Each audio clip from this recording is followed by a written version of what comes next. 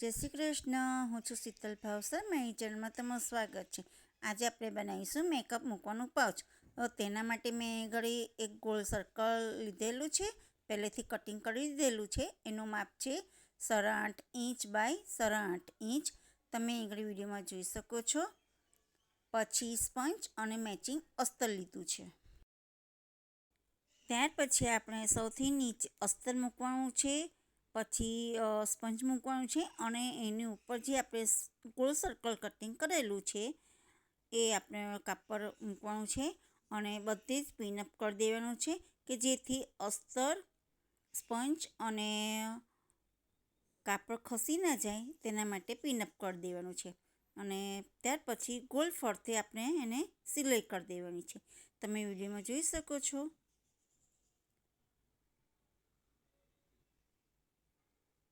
એકદમ ધીરેથી મશીન ચલાવવાનું છે, ફાસ્ટ નથી ચલાવવાનું, એટલે સિલાઈ એકદમ એક સરખી થશે. તમે વિડીયોમાં જોઈ શકો છો. જો તમે મારી ચેનલમાં નવા હોય તો મારી ચેનલને સબસ્ક્રાઈબ કરજો, લાઈક કરજો અને બેલ આઇકન જરૂરથી પ્રેસ કરજો કે જેથી જે પણ નવા વિડીયો આવે એની નોટિફિકેશન સૌથી પહેલાં તમને જોવા મળે. વધારાના દોરા કટ કરી લેવાના છે. હવે જે સ્પંચ અને અસ્તર છે વધારાનું, તે પણ આપણે એને કટિંગ કરી લેવાનું છે. એકદમ સાચવી રીતે કટિંગ કરવાનું છે. કાપડ કટ ના થાય એનું ખાસ ધ્યાનમાં રાખવું અને સિલાઈ ખુલી ના જાય એનું પણ ખાસ ધ્યાનમાં રાખવું, નહીં તો ફરીથી સિલાઈ કરવી પડશે.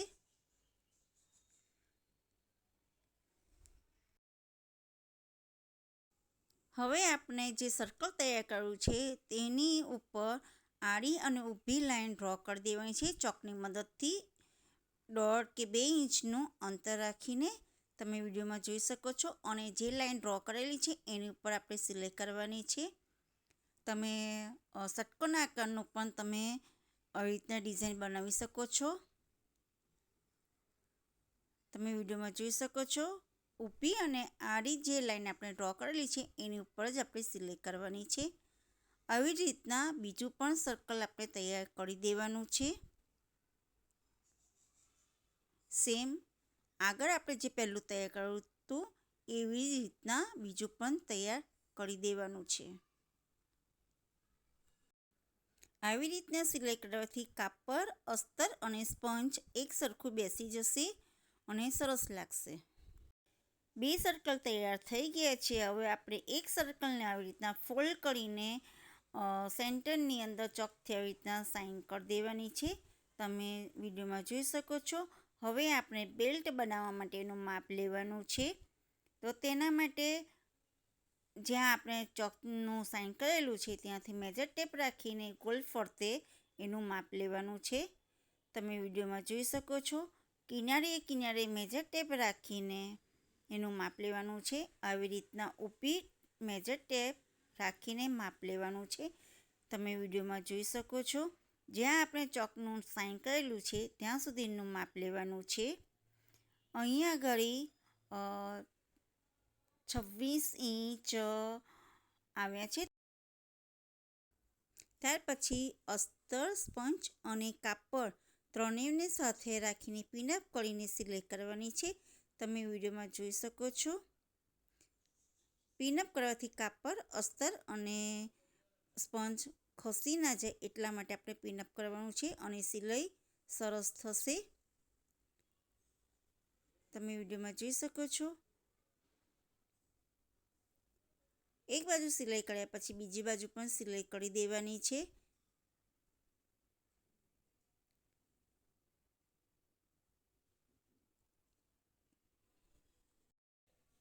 આપણો બેલ્ટ તૈયાર થઈ ગયો છે. જે માપ આવ્યું હતું 26 ઇંચ એનામાંથી 4 માઇનસ કરીને બેલ્ટ તૈયાર કરેલો છે. ત્યાર પછી આપણે અલગથી 4 ઇંચની લંબાઈને 4 ઇંચનું કાપડ તૈયાર કરવાનું છે. હવે આપણે હેન્ડલ બનાવીશું.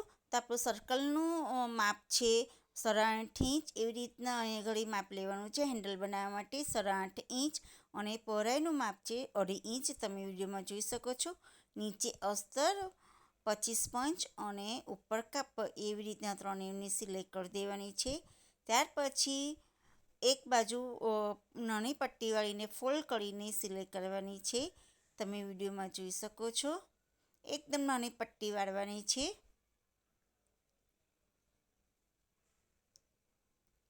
પછી બીજી બાજુ પણ નાની પટ્ટી વાળીને ફોલ્ડ કરીને અને એની ઉપર સિલાઈ કરવાની છે. એકદમ ફિનિશિંગવાળું આપણું હેન્ડલ તૈયાર થશે. તમે વિડીયોમાં જોઈ શકો છો.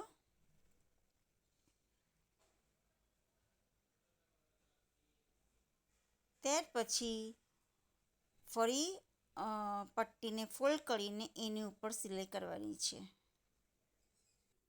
સર્કલને ફોલ્ડ કરીને બંને બાજુ ચોકથી સાઇન કરી દેવાનું છે અને જે ચોકથી આપણે સાઇન કરેલું છે એની ઉપર જ આપણે હેન્ડલને એટેચ કરવાનું છે.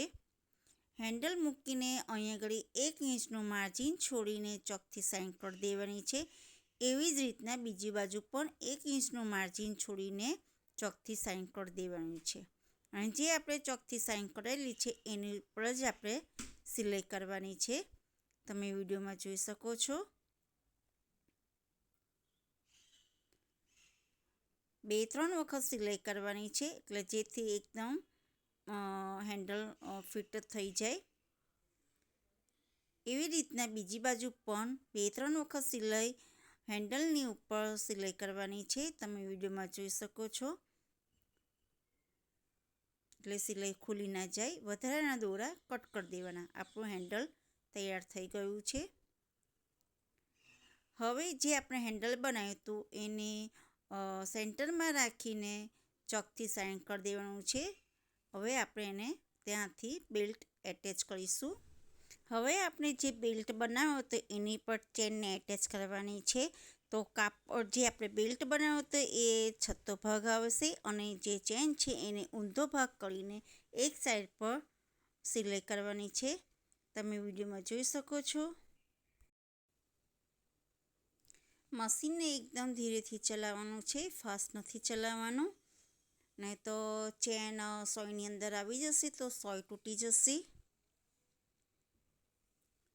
એટલે એકદમ મશીનને ધીરેથી ચલાવવાનું છે એટલે એક સરખી સીધી સિલાઈ આવશે.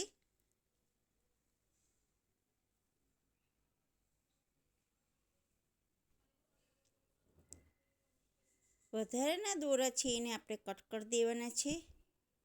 ત્યાર પછી ચેનને આવી રીતના રાખીને અને કાપડની ઉપર બેઠી સિલાઈ મારવાની છે એટલે ચેન એકદમ સરસ ફિનિશિંગવાળી બેસી જશે.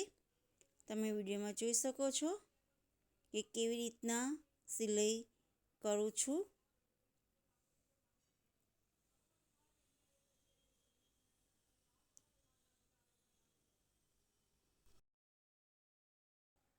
ત્યાર પછી આપણે જે 4 ઇંચની લંબાઈ અને 4 ઇંચની પહોળાઈવાળો નાનો ટુકડોનું આપણે તૈયાર કરેલું હતું તે આપણે ચેનની જોડે એટેચ કરવાનું છે.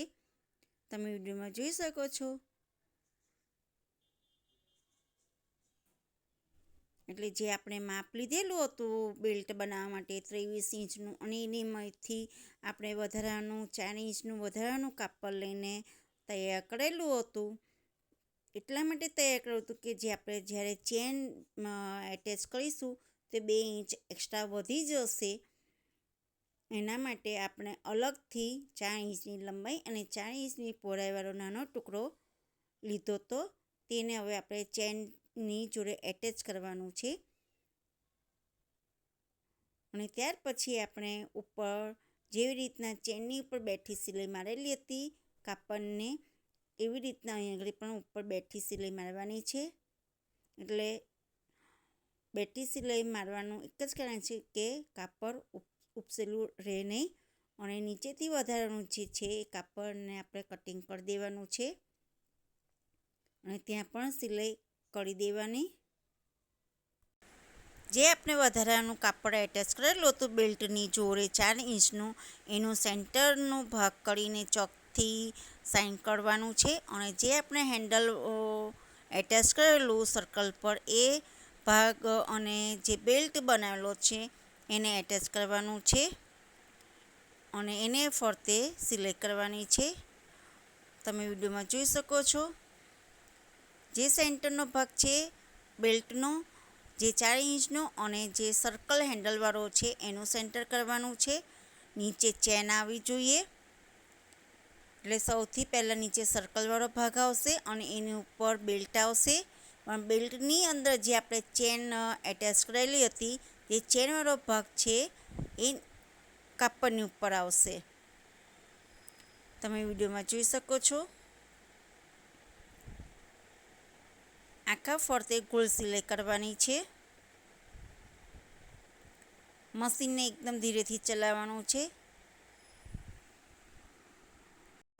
જ્યાં આપણે શરૂઆત કરેલી એટલે જે વધારાનું જે કાપડ હતું 4 ઇંચનું એનું સેન્ટર કરેલું હતું, એટલે 2 ઇંચનું છોડીને આપણે સિલાઈ કરેલી.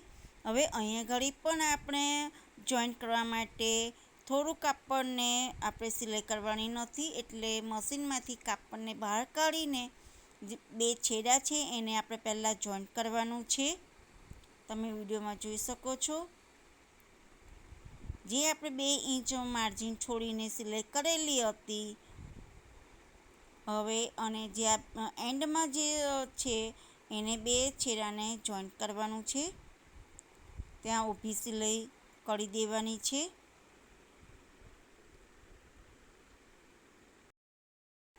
ઊભી સિલાઈ મારી દીધેલી છે. હવે જે આપણે સિલાઈ બાકી રાખેલી હતી તેને પણ આપણે સિલાઈ કરી દેવાની છે. તમે વિડીયોમાં જોઈ શકો છો. અને એન્ડમાં લોક કરી દેવાનું કે જેથી સિલાઈ ખુલી ના જાય. હવે આપણે બીજું સર્કલને એટેચ કરવાનું છે. તમે વિડીયોમાં જોઈ શકો છો. તમને આવી રીતના ના ફાવે તો પહેલે પિનઅપ કરી દેવાનું આખા સર્કલમાં, એટલે જેથી ખસી ના જાય. મશીનને એકદમ ધીરેથી ચલાવવાનું છે, કારણ કે જે બેલ્ટ છે એ સીધો ભાગ છે અને જે આપણે નીચે સર્કલ મૂકેલું છે એ રાઉન્ડ શેપમાં છે, એટલે નીચેનું કાપડ જે છે એ ખેંચવાનું નથી, ને તો એકદમ ફિનિશિંગવાળું થશે નહીં. એટલે મશીનને એકદમ ધીરેથી ચલાવવાનું છે. થોડી સિલાઈ થઈ ગયા પછી આપણે ચેક કરી લેવાનું કે જે આ પાછળનો જે ભાગ છે તે આ કાપડની ઉપર વ્યવસ્થિત બેસશે કે નહીં. કાપડને નીચેના જે ભાગ છે એ રાઉન્ડ શેપને ખેંચવાનો નથી. ખેંચાશે તો વ્યવસ્થિત લાગશે નહીં પાઉચ. એટલે મશીનને એકદમ ધીરેથી ચલાવવાનું છે. નીચેના કાપડને ખેંચવાનું નથી. તમે વિડીયોમાં જોઈ શકો છો. મશીનને એકદમ ધીરેથી ચલાવવાનું છે. બને તો પહેલાં પિનઅપ કરી લેવાનું.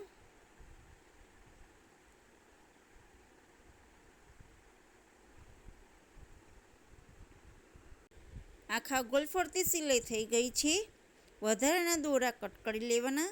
ત્યાર પછી આપણે જ્યાં લોક છે ત્યાંથી ખોલીને પાઉચને છતું કરી દેવાનું છે. તમે વિડીયોમાં જોઈ શકો છો. એકદમ સરસ પાઉચ તૈયાર થઈ ગયું છે. અને વધારે ફિનિશિંગ કરવા માટે જે અંદરથી દેખાય છે એને આપણે ક્રોસ પટ્ટીથી પાઇપિંગ કરી દેવાની છે. હવે આપણે ક્રોસ પટ્ટી લગાવવાની છે, તો તેના માટેની મેં પહોળાઈ લીધેલી છે 2.5 ઇંચની. તમે વિડીયોમાં જોઈ શકો છો. લંબાઈ મેં વધારે લીધેલી છે. પછી વધારાનું જે હશે આપણે પાછળથી એને કટ કરી દેવાનું છે. જે આપણે બેલ્ટ અને જે સર્કલ એટેચ કરેલું હતું તેની ઉપર જ આપણે એને કવર સિલાઈ કરવાની છે, પાઇપિંગ બનાવવાની છે. તમે વિડીયોમાં જોઈ શકો છો. નીચે ક્રોસ પટ્ટી આવશે અને ઉપર કાપડ આવશે. મશીનને એકદમ ધીરેથી ચલાવવાનું છે. તમે વિડીયોમાં જોઈ શકો છો. આખા ગોલ ફરતે પાઇપિંગને એટેચ કરવાની છે કે જેથી વધારાના જે કાપડમાંથી જે દોરા નીકળે છે, અસ્તર હોય કે વધારાના સિલાઈના દોરા હોય, સ્પંચ હોય, એ વધારાનું જે બહાર ના દેખાય એટલા માટે આપણે ક્રોસ પટ્ટીથી પાઇપિંગ બનાવવાની છે કે જ્યારે પણ આપણે પાઉચ ઓપન કરીએ ત્યારે પણ અંદરથી ફિનિશિંગવાળું દેખાય. તો પાઇપિંગ કરવાથી એકદમ સરસ ફિનિશિંગવાળું દેખાશે પાઉચ અંદરથી પણ. તમે વિડીયોમાં જોઈ શકો છો. કાપડ કે ક્રોસ પટ્ટી ખેંચવાની નથી, એકદમ મશીનને ધીરેથી ચલાવવાનું છે.